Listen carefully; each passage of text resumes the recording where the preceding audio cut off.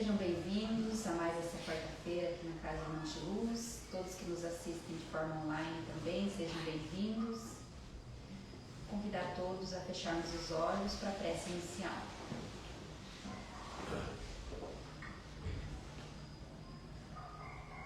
Vamos elevar nossos pensamentos à espiritualidade que está aqui presente, nos auxiliando, curando, protegendo, iluminando. Que a gente possa estar aberto a receber toda essa energia de amor, de paz, de renovação, de cuidado. Que cada um aqui traga suas preces, seus pedidos, seus agradecimentos. Vamos pedir também pelas pessoas que nós amamos, encarnadas, desencarnadas, todos os espíritos aqui presentes nesta casa. Que a gente tenha ouvidos para ouvir aqui a palestra de hoje. A gente vai falar muito de Jesus, nosso mestre, nosso amigo. Que a gente esteja com o coração aberto para receber toda essa palavra, essa reflexão. E que o melhor sempre aconteça dentro da Divina Ordem. Que assim seja. Que assim seja. Então, antes da palestra, povo de Deus, recadinho. Nesse sábado, então, a gente vai ter um evento. Conseguimos praticamente tudo, né? Que a gente precisava. E agradecer a todos que nos ajudaram. Se alguém tiver ainda algo para doar e sentir no coração, sempre é bem-vindo, porque depois até a gente tem o outro evento lá no final do ano. Nada é perdido, né? Mas gratidão a todos que auxiliaram de alguma forma dentro das suas possibilidades, né? E o Café Colonial, quem não comprou o ticket ainda, por favor, né, seja tocado em seu coração para nos ajudar. Um café colonial bem servido, R$55, um preço bem assim ok para quantidade, para o volume, para o sabor que é servido ali, é bem top, tá? E passar uma tarde de sábado agradável, né? Com a família, com os amigos, prestigiar aqui a casa e ajudar. Então, além de você tomar um cafézão, você vai ajudar a Casa Monte Luz a manter os custos aí, né? Então, é uma caridade também, né? Uma caridade também. Então, a gente deixa esse convite para vocês. Só procurar os voluntários, quem quer o ticket, tá? Tá com os voluntários aqui da casa. É isso, gente. Vamos falar então da palestra, esse tema, Somos Cristãos. Falar de Jesus sempre é uma grande responsabilidade, né? Uma grande oportunidade, uma grande lição. E a gente vai lá no capítulo 8 do Evangelho, que foi onde eu me baseei para escrever aqui a palestra. Então, o item 15 desse capítulo, ele fala assim: reconhece-se o verdadeiro cristão pelas suas obras. É o título do capítulo. E aí, Jesus disse para nós: nem todo aquele que me diz, Senhor, Senhor, entrará no reino dos céus, mas somente aquele que faz a vontade do meu Pai, que está nos céus. Foram palavras de Jesus. Mas antes da gente começar a entender um pouquinho melhor sobre essa frase de Jesus, muito conhecida, né? A gente precisa entender primeiramente o que é a vontade de Deus. O que será que Jesus quis dizer com essa vontade do Pai, né? E aí a gente precisa falar um pouquinho de relacionamento. Eu achei bem interessante trazer isso para vocês aqui. Existem 3 tipos de relacionamento na nossa vida. 3, né? O outro, vou começar pelo terceiro, tá? O terceiro é com o outro, o segundo é consigo mesmo, e o primeiro relacionamento da nossa vida é com Deus. Esse é o primeiro. Primeiro com Deus, porque Moisés já tinha deixado isso escrito, né? Jesus reforçou e o Consolador prometido reafirmou: amar a Deus sobre todas as coisas. Foi o que Moisés nos trouxe lá no Antigo Testamento, nos mandamentos, né? esse Deus, gente, é um Deus que nós aqui, a gente tenta adivinhar. Nessa condição de planeta que a gente está, a gente só tenta adivinhar esse Deus. A gente ainda não consegue compreender na sua plenitude, a gente busca essa compreensão. Mas tem que ficar claro que ainda a gente não consegue ter esse profundo entendimento. Ainda. Né? Mas o que a gente sabe por Jesus? O que Jesus nos diz? Que Deus é Pai. Deus é Pai. E que Ele é cheio de amor, justiça e misericórdia. Foi Jesus que trouxe pra gente essa outra face, né, do Pai. Esse é o primeiro, né? O segundo relacionamento é com nós mesmos. Precisamos entender que nós somos criaturas de Deus. Depois de reconhecer Deus como Pai, nós somos seus filhos. Nós somos criatura, a gente veio dele. Se a gente fizer um teste de DNA, se cada um que for testar o DNA, vai dar filho de Deus. A gente não tem como fugir disso. Está em nós. Nós somos centelha, nós somos filhos desse Criador. Ele nos criou. Né? Mas, e aí é um ponto importante, quanto mais, se eu tiver, né? Se eu vivo num momento muito afastado de Deus, se eu não consigo ter esse relacionamento com a primeira pessoa, né, na minha vida, que é Deus, se eu não consigo ter essa intimidade com Ele, né, menos consciência de quem eu sou eu vou ter. E aí, gente, os terapeutas aqui, né, podem talvez confirmar o que eu estou dizendo. As pessoas que têm problema com auto-amor, autovalorização, uma autoestima muito baixa, né, tem problema consigo mesmo, sabe? Aquela pessoa que tem muita dificuldade de se entender, de se encontrar, né? Se você for investigar, lá no fundo, são pessoas que têm essa dificuldade de relacionamento com Deus, não conhecem Deus ou não têm essa intimidade com Deus, não buscam tentar, né, entre aspas, esse conhecimento do Pai, né? Então, quanto mais eu me afasto da fonte, quanto mais eu me afasto de Deus e tentar compreender esse Deus, menos consciência de mim mesmo eu vou ter. E aí, eu sempre digo, essa é uma frase que eu sempre gosto de, quando eu estou falando sobre Deus com alguém, quem é Deus, enfim, eu sempre digo, quanto mais eu busco conhecer Deus, esse conhecer entre aspas, né, mais eu me conheço, eu mais me entendo, quando eu entendo o Pai, a fonte que eu vim. E em terceiro, gente, é amar o outro. Então, primeiro Deus, segundo você, terceiro o outro. Por que o outro? Como Jesus disse pra gente, né? Amar a ti mesmo, ama o outro como a ti mesmo, mas primeiro eu, depois o outro. Porque como eu vou dar um amor que eu não tenho nem por mim mesmo? Primeiro, você precisa se reconhecer, se amar, para depois transbordar isso pro próximo, para a criatura que está do teu lado, né? Se encher desse amor. Dito isso, gente, explicando esses relacionamentos para vocês, esses 3 relacionamentos, quando a gente vai criando essa intimidade com Deus, a gente vai aprender que a vontade dele, e aí a gente vai voltar lá para o início aqui da palestra, na passagem do capítulo 18, que a vontade que Jesus falava, essa vontade de Deus, é que a gente possa viver conforme o Evangelho. Ele quer, e é muito ampla essa frase que eu estou colocando aqui, né? Viver com o Evangelho como a nossa base, muito amplo, daria 3, 4 palestras de falar aqui, né? Hoje eu vou resumir para vocês, né? Viver conforme o Evangelho de Jesus, né? Esse Evangelho, para nós, é o nosso guia, ou pelo menos deveria ser, né? O nosso guia, o nosso modelo, a nossa instrução. Hoje, com o Consolador Prometido, né, que veio lá com a sabedoria de Kardec, a ciência de Kardec, no seu tempo, né, esclarecer e deixar dito que a gente tem um pouco mais de... Olha, é possível a gente entender melhor esse Deus que começou com esse entendimento lá com Jesus. A gente quer esclarecer mais para vocês, esse mundo espiritual que vocês não enxergam, a gente quer trazer mais esclarecimento para vocês. Então, o Consolador Prometido, ele veio para clarear mais ainda aquilo que Jesus começou, mas tudo no seu tempo, né? Então, tudo no seu tempo. Lembra que eu falei para vocês que a gente ainda não tem essa capacidade muito ampla de conhecer Deus? de entender Deus?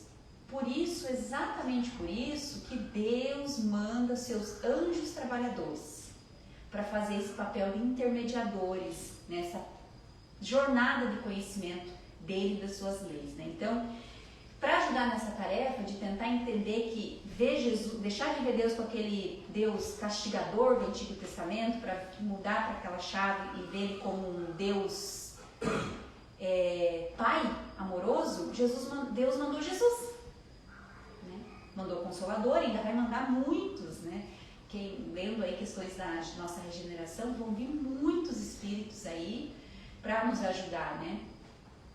Claro, né? Não sei também, né? Tão pouco importa se vai ser da verdadeira de Jesus, né? Enfim, mas vão ser espíritos iluminados que vão nos ajudar, né? Mas até o momento, Jesus foi o espírito mais maravilhoso, né? Mais amoroso que passou aqui na Terra. Então, assim como Jesus disse, Jesus falou isso: eu e Deus somos um só. Deus e eu somos um só. Jesus é o mensageiro. Ele veio trazer essa mensagem para a gente começar a entender, compreender a vontade do Pai, quem é esse Pai, tá? Por que Deus e Jesus eram a mesma pessoa, né? O mesmo pessoa não, o mesmo ser, né? Os pensamentos de Deus, eles eram fundidos com os pensamentos de Jesus. Então, quando Jesus falava, quando Jesus se expressava, era Deus falando. Por quê? Porque Jesus, né, a gente sabe, pela envergadura moral que ele tinha, pela figura que ele tinha de Cristo, ele tinha já essa capacidade de compreender, de entender Deus e vir aqui na Terra para passar a mensagem dele para nós, né? E é no Evangelho de Jesus, nosso Mestre, que a gente vai encontrar todas, ou se não, né, praticamente a maioria, as respostas dessa nossa jornada reencarnatória aqui, né? A gente está estudando, inclusive, o livro, né? Caminho, Verdade e Vida. Foi assim que Jesus se intitulou. Quem eu sou? Eu sou caminho, eu sou verdade e eu sou a vida. Se você quer compreender melhor por que você está aqui, ouça e siga os meus passos, né? Chico Xavier disse que Emmanuel, numa conversa com ele, certa vez, comentou assim, que ele foi para um outro mundo espiritual e quando ele chegou lá, eles estavam discutindo o evangelho daquele mundo. E aí, o Emmanuel, ele parou assim, estático e se sentiu muito, mas muito pequeno. Ele até usa um termo, em alguns outros palestrantes falam que ele usa o termo que ele se sentiu um jacaré. Assim, que ele não entendia nada. Emmanuel, né, gente? Emmanuel.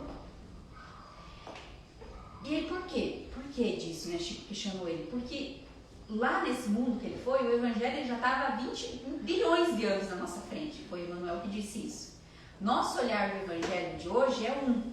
Daqui 1 milhão de anos para frente vai ser outro olhar, né? Aí um companheiro perguntou para Chico um dia assim na casa, né? Chico, o evangelho de Jesus está ultrapassado? Jesus respondeu, olha, o Emmanuel está aqui e ele está mandando dizer que o evangelho só vai ficar ultrapassado no dia que todos nós, toda a humanidade colocá-lo em prática. Então cada mundo tem sua mensagem, tem seu evangelho, né? Aqui nós estamos, né, com essa mensagem que daqui, como eu falei, mais para frente, lá, como ele diz aqui, milhões de anos, centenas de anos, enfim, tudo vai se renovando e vai ficando mais, vai vindo novas leis para a gente entender, novas orientações, novas descobertas, novos caminhos, né? Mas hoje, para o momento que a gente está, para a capacidade que a gente tem, essa é a mensagem, e é uma mensagem tão sutil que só aqueles que têm os olhos para ver, os ouvidos para ouvir, o coração para sentir, né? É sutil. Muitos são aqueles que falam em praticar o cristianismo. Muitos, talvez aqui alguém se identifique com isso, né? Dizem dizer, eu sou cristão. E todos nós aqui sabemos, né? Para quem não sabe, nós espíritas somos cristãos, obviamente. Nós seguimos Jesus, somos cristãos, né? dizem ser até alguns, eu sou um ótimo cristão, né? E aí, quando eu fui pensar aqui em algo para elucidar isso, eu lembrei de uma história de Mahatma Gandhi que eu escutei e conta assim. Um certo dia, diz que Gandhi, ele estava visitando um país, né? E estava rodeado de seguidores e pessoas ali, né? Enfim, daí tinha algumas pessoas que sutilmente faziam a proteção dele, assim, ficavam andando mais do ladinho porque ele já estava ali velhinho e debilitado, né? Foi quando um homem super agressivo rompeu a barreira de proteção, aqueles homens do lado ali, e deu um soco na cara, no rosto de Gandhi. E derrubou ele, estava super frágil, caiu assim, todo desnorteado.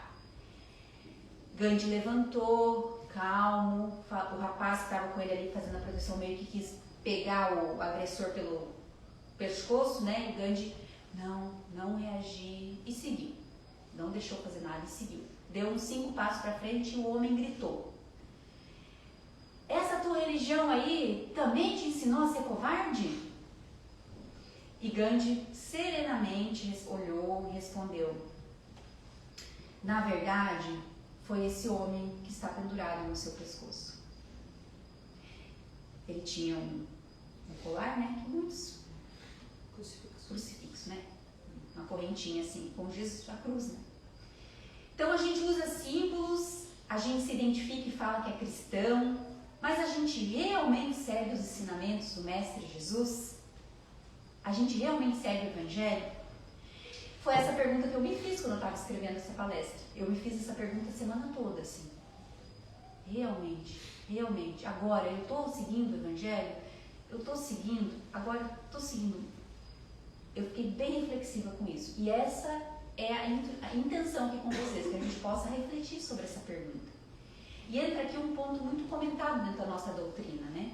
Que a gente não precisa de símbolos, palavras bonitas e rituais para a gente se mostrar cristão e se identificar como cristão e viver o cristianismo, e viver o espiritismo e viver, né, o Evangelho.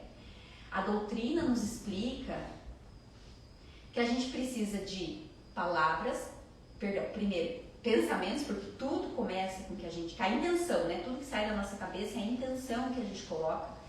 Depois, as nossas palavras precisam ser identificadoras, né? Identificar, e principalmente, o mais importante, as nossas atitudes. As nossas atitudes precisam ser cristãs. Aquele jovem, aquele homem que agrediu o Gandhi, se dizia cristão, provavelmente, né? Mas ele teve uma atitude, intolerância religiosa. Não é o que Jesus deixou pra gente, não tem nada a ver com o Evangelho de Jesus, né? Então, gente, não é isso que diz sobre nós, não é isso que nos define cristãos.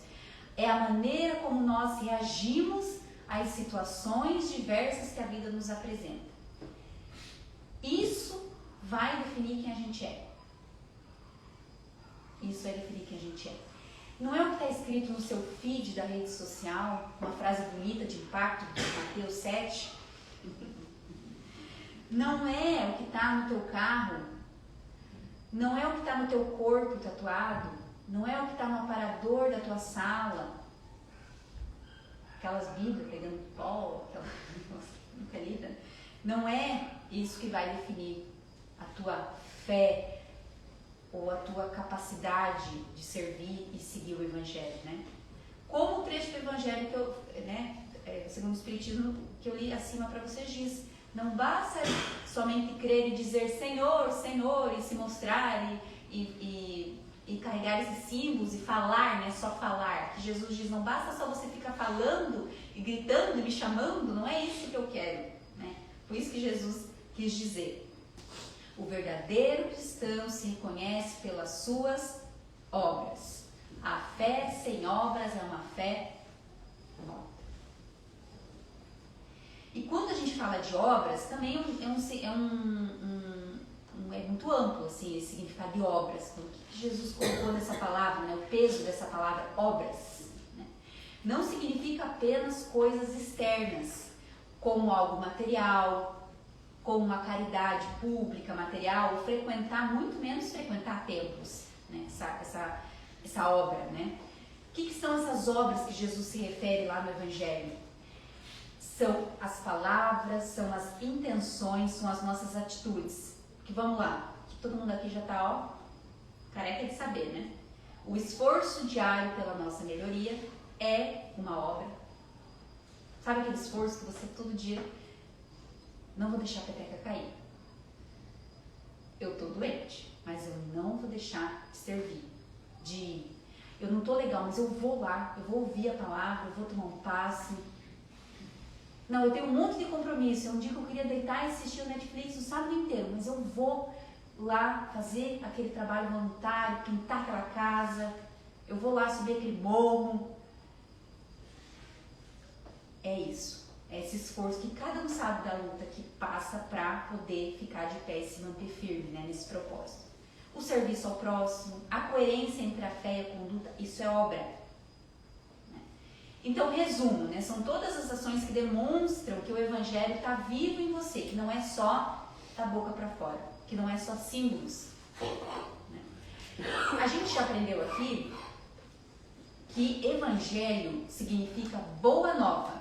Boa nova, isso é o que significa Evangelho. Então, quando a gente pensa em Evangelho, a gente não é para pensar só na Bíblia e nas palavras que estão escritas ali, é um significado muito mais profundo. Lembra que eu falei que Jesus foi o mensageiro enviado por Deus? Esse mensageiro tinha que trazer uma mensagem, é o Evangelho, que é a boa nova. Né? E Jesus, né, buscou assim resumir o amor, a justiça, a caridade através do seu jeitinho, das suas palavras, né? Ele trouxe pra gente as leis divinas que nós estamos preparados para entender, porque, como eu falei, cada mundo, quanto mais a gente vai avançando nos mundos aí, as leis elas são mais, como diz Emmanuel, complexas, são mais assim, ele comentou, eu fiquei sem entender nada, porque eu não consegui compreender, Emmanuel disse, né? Então a gente tem em cada oportunidade, a cada dia, a gente tem uma oportunidade, a cada situação que a gente vive, a gente tem uma oportunidade. E aí, gente, eu quero que vocês pensem assim, da situação mais rotineira da vida de vocês, até aquela situação mais feliz, aquele dia mais feliz da tua vida, aquele dia mais triste da tua vida, a gente tem a possibilidade de provar essa fidelidade a Deus, a fazer essa vontade de Deus. Né, a viver essas obras que Ele nos pede, né? Então, em fazer a vontade de Deus, Um maravilhoso exemplo que eu deixei aqui sobre um ser humano muito maravilhoso que passou aqui, enfim, que já teve várias encarnações. A última encarnação, que a gente sabe, ela é mentora, né, de Divaldo no plano espiritual. Segundo Divaldo, até numa palestra que eu assisti, ele disse que ela reencarnaria por missão aqui na Terra para nos ajudar a avançar, né, nesse processo, a trazer algumas lições na regeneração, a Joana de Ângeles, né? Mas ela foi Joana de Cusa. Lá no livro Boa Nova, conta um pouquinho da história dela. Esse livro Boa Nova foi psicografado por Chico através do espírito Humberto de Campos. Joana, gente, era casada com um imperador, não, é um governante ali, que agora eu esqueci o nome do senador. Ele tinha um papel importante, né? E ela era casada com ele, enfim, mas ela tinha uma vida muito infeliz, porque ela tinha uns pensamentos diferentes, assim, né? E ela era uma seguidora de Jesus, ela acabou encontrando Jesus na caminhada dela e ela o amava e queria muito seguir, tanto que ela várias vezes tentou deixar o marido, o casamento, e Jesus a desencorajou, porque Jesus disse, olha, tua missão é nesse casamento, você não pode largar ele, você precisa ficar aí, porque Deus tem um plano para você nesse casamento com este homem, então seja firme, que você tem um papel muito importante na vida dessa pessoa. Isso num dos diálogos, que ela teve com Jesus, né? Mas Joana acabou sendo condenada a ser queimada viva, né? Lá no primeiro século do cristianismo, logo depois que Jesus foi crucificado, houve muitos assassinatos de cristãos, né? Muitos mártires, né? E Joana foi uma delas. Então ela estava lá pregada, né, amarrada para ser queimada, com o filho do lado. Eles iam ser queimados juntos. E aí o filho olhou para ela e disse assim: mãe, por favor, mãe, renuncia esse homem, renuncia esse Jesus, esse Cristo. Olha, mãe, onde é que ele colocou a gente? A gente vai ser queimado por esse homem. O filho, pensa, gente, falando, pedindo para a mãe renunciar a Jesus porque ele não queria morrer no desespero, né? E a Joana disse: cala-te, né? Cala-te, porque daqui nós não vamos sair. Se Jesus, que foi a figura que foi, morreu naquele Calvário, quem somos nós, meu filho, para não passar por essa prova que a gente tem que passar? E aí nisso veio um soldado zombando dela, que ouviu o diálogo ali, falou: pois é, esse teu Cristo te ensinou isso? A tão somente morrer? Debochando assim. Ela olhou com aquele olhar doce e disse para ele, as chamas já ali nos pés, né? Não somente a morrer, mas também a vos amar. Foi isso que Joana disse a ele. Jesus se apresentou na frente dela, né, em espírito, e disse: eu cheguei, Joana, vim te buscar. Que lindo. Ele mesmo foi buscar ela. Então não é nos pedido hoje sacrifícios, né? Ninguém precisa ter medo de morrer. Por professar o evangelho, por professar o cristianismo. Claro que a gente sabe que tem situações bem extremas ainda na nossa humanidade, né, em alguns lugares, mas a gente não precisa ter esses medos. Naquela época eles eram martirizados, né? Jesus, Deus, Ele quer que a gente ouça essa mensagem de Jesus, essa mensagem da Boa Nova, e que a gente a coloque em prática todos os dias nas oportunidades que nós temos. E o que a falta de ouvir isso, de praticar ou dar atenção para esse evangelho fez pra gente, né? Atraso moral. Atraso moral. Há quantos séculos, isso eu já ouvi da espiritualidade aqui da casa. Há quantos séculos vocês estão descendo ladeira abaixo? Eles já falaram isso pra gente aqui. Fazendo escolhas ruins, degradados. Por favor, presta atenção, vamos andar no caminho. Gente, nós estamos aqui tentando a última vaga para ficar na Terra. Né? Então, nossas escolhas de nos afastar do Evangelho de Jesus nos trouxeram até aqui, muitos como degradados, e muitos ainda, infelizmente, serão degradados de novo. Nesse mesmo capítulo que eu li para vocês do Evangelho segundo o Espiritismo, quem escreveu esse capítulo, a grande parte dele, foi um espírito chamado Simeão, que nos diz que o cristianismo deveria ser uma árvore da vida, oferecendo ao mundo consolo, amor e renovação espiritual. Ele diz: contudo, os homens deturpam os ensinamentos de Jesus, moldando-os segundo os seus interesses. Por isso, gente, muitos ramos dessa grande árvore tornaram estéreis, não produzem mais frutos de vida, esperança e fé. E aqui, gente, eu chego numa reflexão aqui que eu trago para vocês, né? O foco do Evangelho, da Bíblia, das palavras, tudo deve estar na moral de Jesus, embutida dentro dessas palavras. Ela é eterna e universal. Se a gente pegar e focar só nas palavras, essas podem ser mal interpretadas, né? É a tal lei, a letra morta, que o apóstolo Paulo fala nas suas cartas, né? A letra mata, mas o espírito vivifica. Então muitas religiões ainda equivocadas, usam a mensagem de Jesus, o Evangelho da Boa Nova, essa Boa Nova, para manipular dentro dos seus templos, das suas religiões, para trazer mais seguidores. Sim, tem religiões que infelizmente a meta não é que você se melhore moralmente, você se torne um convertido daquela religião. A meta é quantidade, não qualidade da mensagem, né? Infelizmente, é muito triste isso. Mas, Karine, aqueles que nunca tiveram ou terão contato com o Evangelho, pois nasceram num país, por exemplo, islâmico, muçulmano. Na visão espírita, gente, esse tema, né? diz o seguinte, que a justiça de Deus, ela é perfeita, como todas as leis que Deus faz, como tudo que Deus faz, é perfeito e universal. Universal.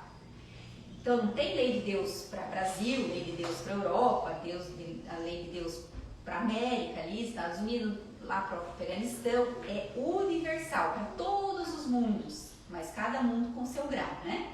Então, ninguém fica sem acesso às leis divinas. Ninguém. Isso é uma afirmação que está lá na questão 621. Porque essas leis estão gravadas na nossa consciência. Cada um tem gravado no seu íntimo a diferença entre bem e mal. Todo mundo sabe o que é bom e o que é mal, né? Todo mundo tem essa noção. As religiões, assim, o Espiritismo comenta que são como caminhos. As religiões diferentes, né, islamismo, hinduísmo, budismo, também são expressões da busca humana pelo divino. E se elas são permitidas, se Deus permite, é porque é bom, é porque é um caminho, né? Todas possuem elementos de moral, ou pelo menos deveriam, de fé, de amor. O Espiritismo entende que Deus permite que cada povo, no seu tempo, receba orientação adequada à sua evolução. Como eu disse, é permissão divina. E aí Jesus, ele, não é porque você, a gente sempre usa essa frase, né? Não é porque você não acredita que não existe, né? Queira você sim, queira você não, Jesus é o guia da humanidade inteira. Mesmo aqueles, gente, que nunca, absolutamente nunca ouviram falar de Jesus, eles são diretamente guiados por Jesus. Ou a gente acha que Jesus só porque aquele lá que nunca leu a mensagem dele, nunca ouviu falar de Jesus, Jesus não está lá, não está cuidando, não está zelando. Muito pelo contrário, né? Jesus exerce essa função, essa influência espiritual. Ele, como governador do planeta, ele emana essa vibração de amor e inspira todas essas consciências no mundo inteiro, não só nos países cristãos. Em todos os lugares Jesus está presente. Mas todo mundo também, isso é uma lei divina, tem uma responsabilidade proporcional. Quem nasceu num país islâmico, por exemplo, hindu, budista, ou qualquer outra tradição, ou até mesmo ateu, que não acredita em nada, né, será julgado pela sua sinceridade que seguiu bem. Aí a gente entra no ponto da mensagem aqui da palestra que foi dito lá no início, né? Ele não será julgado por conhecer, ler o Evangelho ou não, mas por seguir, praticar o bem, a mensagem por trás das palavras, independente das palavras, porque está tudo na nossa consciência que a gente precisa ser feito, né? Precisa ser feito, a atitude, né? Então, a justiça divina considera sempre a consciência e a intenção, gravem isso, não a religião. É consciência e intenção, não religião professada. Ser espírita, gente, é só um detalhe. É só um detalhe. É uma doutrina que o coração escolheu para nós praticarmos, né? Mas ser cristão, seguir Jesus, praticar a moral por trás das suas palavras, que é o Evangelho, isso é para todos. E é assim que serão julgados. Não por ser espírita, católico, evangélico, é pelo bem, pelo amor que você fez, pela moral que você teve, né? Mesmo você pode ser ateu, né? Enfim, você tem essa oportunidade de ser um ser humano que faz a diferença na vida das pessoas, um ser de luz, um ser do bem, de amor, né? E aí tem uma história que Chico, para fechar aqui a palestra, talvez a maioria já escutou essa historinha, mas eu vou contar aqui porque eu achei muito conveniente. Diz que uma senhora chegou até Chico a recebeu com todo aquele amor, e ela disse assim: ai, Chico, preciso falar com você, é sobre o meu marido. Pois bem, minha irmã, fale. Ai, Chico, meu marido, ele é um homem maravilhoso. Ele é um homem maravilhoso, é um bom pai, trabalhador, honesto. É um homem assim que todo mundo gosta, ajuda todo mundo. Nossa, Chico, você tem que ver. Ele ajuda todo mundo. É um ótimo namorado. Ah, mas aqui não entra o caso, Aí Chico fica todo envergonhado, assim, meu Deus, tá, irmão, fale. Não, ele é maravilhoso, Chico. Ele pensou, meu Deus, o que tem esse homem? É viciado em cocaína, alguma coisa do tipo, Chico pensou, né? Meu Deus! Chico, não, ele é perfeito. Mas diga então, meu irmão, qual é o defeito desse homem? Esse homem é maravilhoso. Ela disse, ele não é espírita. Aí, Chico olhou pra ela assim, minha filha, aquele jeitinho dele, quem já viu, eu adoro, né, o Chico. Minha filha, ele não precisa, você e eu precisamos. Ele não precisa, você e eu precisamos, né? Então, a religião que você professa é um detalhe, né? É um detalhe, mas viver essa mensagem do Mestre, viver essa vontade de Deus, fazer as obras que Ele nos pede, isso é para todos, de diversas maneiras, né? Então todos podemos viver o Evangelho.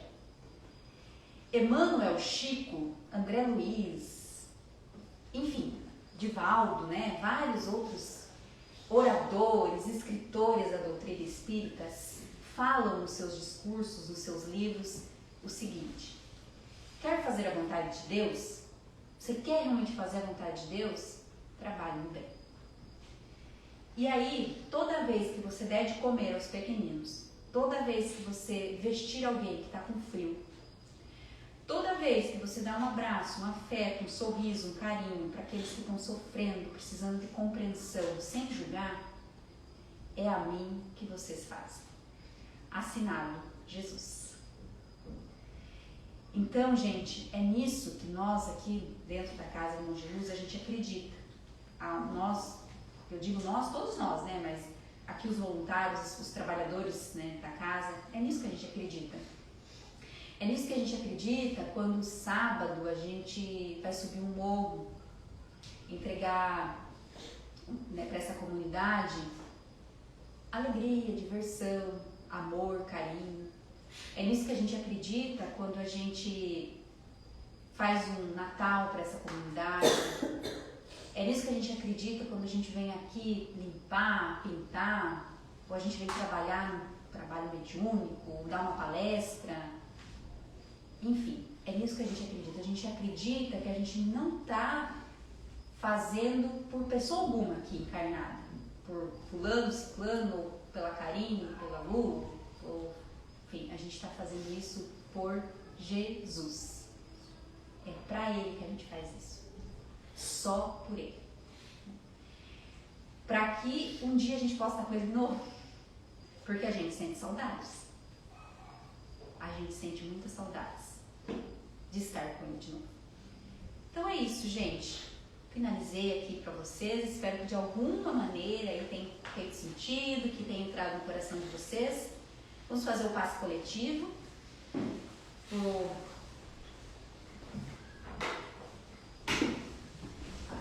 Então, vamos abrir nossos braços, assim, receber essa luz, essa energia que está aqui em todos os cantos desta casa.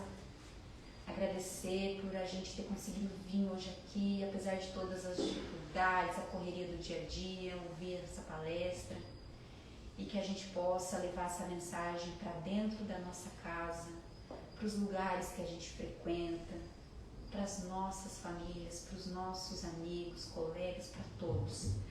O Evangelho é para todos. Ó Senhor amado, Criador de todos os mundos, do céu, da terra e do mar, abençoai o lar Casa Irmãos de Luz. Abençoai todos os lares que à nossa volta estão. Distribui sobre a terra as suas bênçãos, suas glórias e a força de seus pensamentos. Salve o povo cigano, salve Iemanjá, a rainha do mar. Rosas brancas te oferecemos a paz do mundo, assim como a nossa paz, a paz da Casa Irmãos de Luz.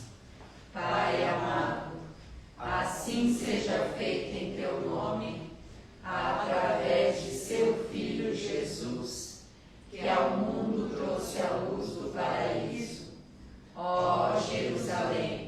cidade sagrada, ó Nazaré, cidade amada, sagrada, consagrada, iluminada pela luz dos bastiões dos céus.